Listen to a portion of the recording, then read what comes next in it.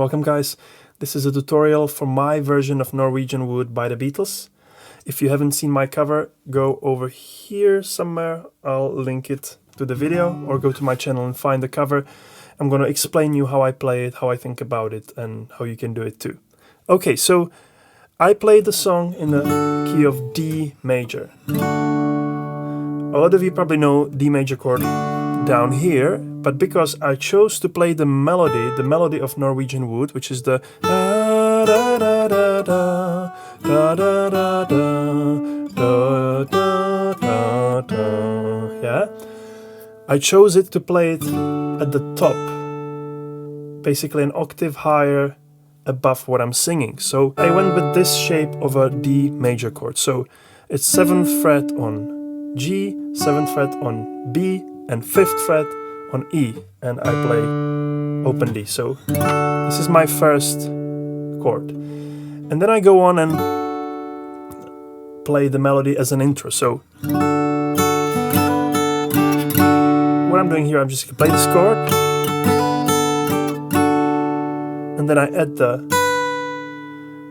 pinky to the 7th fret on E to play the melody note, then back to A, while still holding the chord. So I'm trying to mute the B string so I don't have it in the... It's not the worst thing that can happen if you hit it accidentally, but I'm trying not to. See, now I did, so... Now I didn't. So again, I'll just mute the string, keep these two on, play the top note, 7th fret, 5th fret, then 8th fret on B, 7th fret on B, back to the original shape, outlining the melody. In the right hand, I'm basically playing, sort of strumming it, so I can still hear all the notes. It continues like this.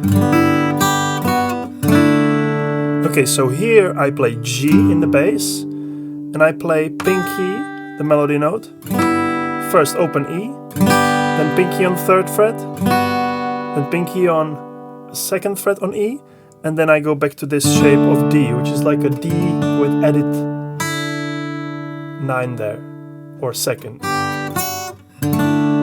I do mute the A string with the G chord here. This is like a more classical way of playing G chord. A lot of you might play it like this. Then you can do it too. And then go here, so you can do... In the same way you would mute the A string here. There you go. And then the last chord is A minor. I think I usually play A minus 7. And I go. I strum down A minus 7, okay, so 2nd fret on D and 1st fret on B, open G. I strum all the way down to the B string. So, then pinky on E on the 3rd fret, and then back to open E, sorry, open B. So this is the melody. And then back to D. So the whole intro, and I basically play this throughout all of the verses. So it's quite simple. You go like this.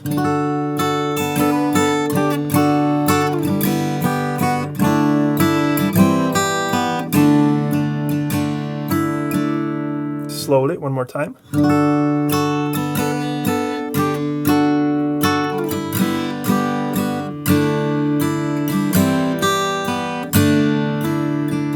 Sometimes at the end of this, to kind of do a little bit of a turnaround, I play this. It's just my little addition, it just came up to me. I don't know if they actually have it in the original song, probably not. So, open A, 2nd fret on A, open D, 2nd fret on D, and open D. So this would be like this at the end of the whole round.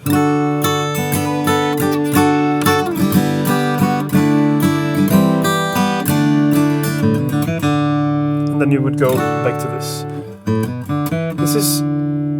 This works quite fine because as you finish playing it, you end on the open string, so you can move your hand back here. So I have time to get ready for the next round. As I said, I played this riff throughout the whole verses, so I start. I once had a girl, or should I say, she once had me. And I continue, and basically I'm copying the melody of my voice with the guitar. I think that's similar to what the sitar in the original is doing. Then when it comes to the second part, with the minor part, sort of a chorus or the part B of the song, I choose to play this shape of D minor. I play it with my pinky on the B string. And I'm emphasizing the note F, even though the singing note is the note A. The reason for this is that I want the note F to sort of create a harmony for my voice. So it kind of sounds more colorful in the choruses. I'm singing, she asked me to stay, but the guitar is playing, ask me to stay. And I think that's actually the exact harmony that's also in the song. So she asked me to stay and she told me to sit anywhere. So yeah, so it's the D minor, and I just basically go D minor, and I lift the index finger and I copy the melody, and I go E, B string with the pinky on it. So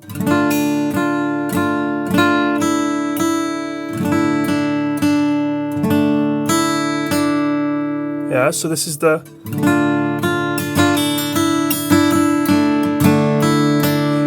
and I'm not really fussed about exactly hitting the strings cleanly because it's sort of messy. I'm playing it with the rhythm sort of like before. She asked me to stay and she told me to sit anywhere.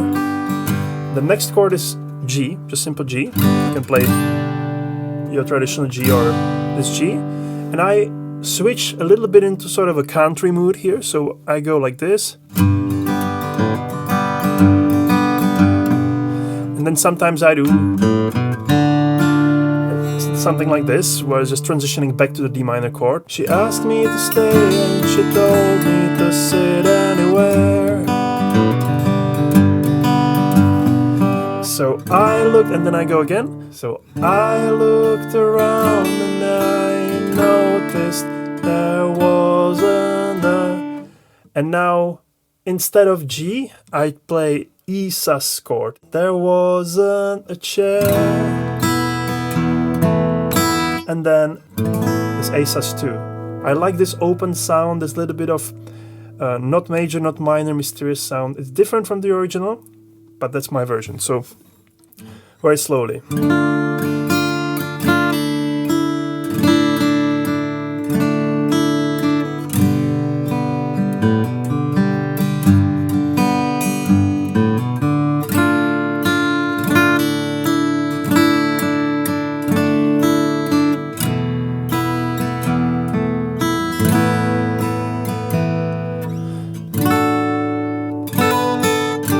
Back to the intro. You can also try and play this with fingers if you feel like you're not in control with your pick, like this.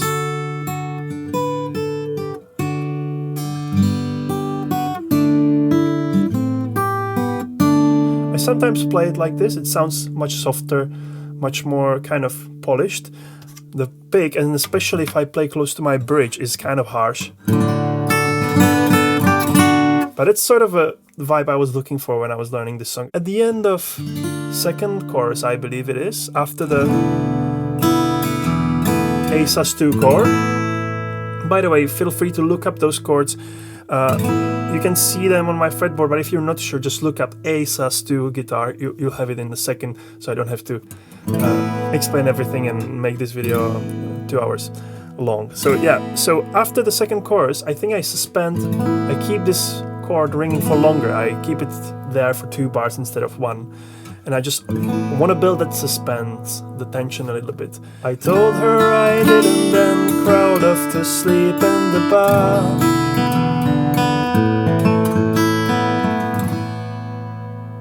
Yeah, I just open it and slow down a little bit. I can afford to do that because I'm not playing with the band, I'm playing just on my own, so I can kind of mess around with the tempo a little bit. Sometimes what I do, I play this chord and then I hit the 14th fret, sort of like, and to create harmonics on the A sus chord like this. Yeah, so I play it and then tap perfectly the 14th fret, just slightly. So I looked around and I noticed there wasn't a chair.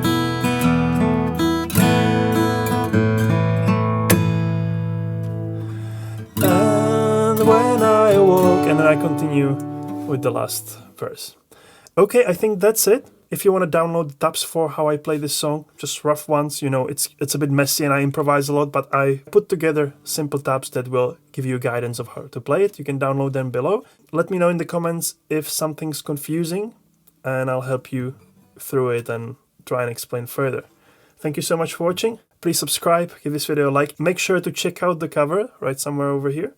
And I'll see you in the next video. Keep it funky.